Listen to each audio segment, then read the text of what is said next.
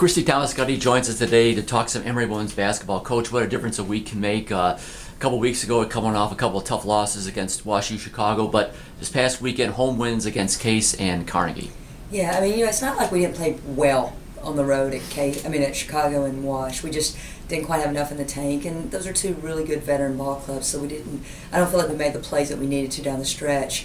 And conversely, this past weekend, I thought we had different players step up in each game at crunch time, and we made big plays, both offensively and defensively. Talk about that. You just mentioned making big plays. A couple weeks ago, we just couldn't get over the hump, but then this past weekend, like Michelle Bevan makes a big basket, then maybe makes a big basket, you get a big stop. Talk about the confidence level, the increased confidence level that you hope that brings into the rest of the season.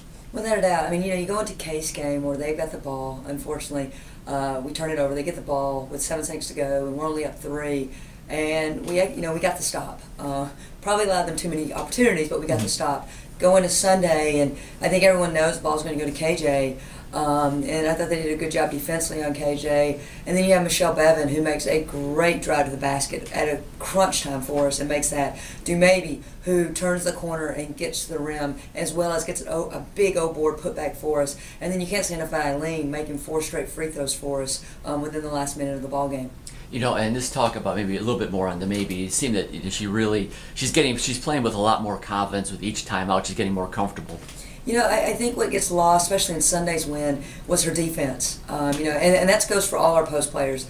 I'm so proud of both Sarah, Michaela, Dumaybe, and Mook. Patricia Mook did a fabulous job defensively, and we even started doing offense-defensive subs about 13 minutes to go in the game. That's how much respect I have for Lisa Murphy. Their post who is averaging almost 20 and 10 a game. And I think that gets lost with all the points that she had on Sunday, for Dumaybe that is. And so I can't say enough about the well-rounded, her getting rebounds now.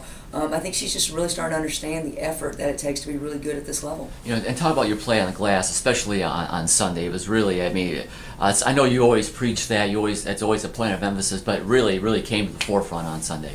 I was worried. They dominated Rochester on the glass on Friday night. I have so much respect for Rochester, those players in that program. So I was worried on Sunday, and I give our kids credit. They definitely got a body on someone, as well as I thought we did a great job of trying to track down rebounds, of trying to follow the route of the ball. And, I think at the end of the day, rebounding comes down to effort. And, I think one thing that our kids are starting to understand is we can't win in this league unless we're competitive on the glass. And that really doesn't have anything to do with size. It's really about the effort that we're willing to put forth. Coming up, you guys are back on the road this weekend. It seemed you were here for a little bit. Now you're back on the road.